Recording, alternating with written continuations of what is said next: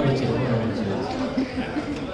அருமையாக கற்றுக் கொடுத்துருக்கீங்க. 3 குரலுக்கும் அதுவும் பொருளோட இந்த வயசுல நீங்க 4 வயசு குழந்தைக்கு கற்றுக் கொடுக்குறது உங்களுடைய தமிழ் ஆர்வத்தை நாங்கள் ரொம்ப பாராட்டுறோம்.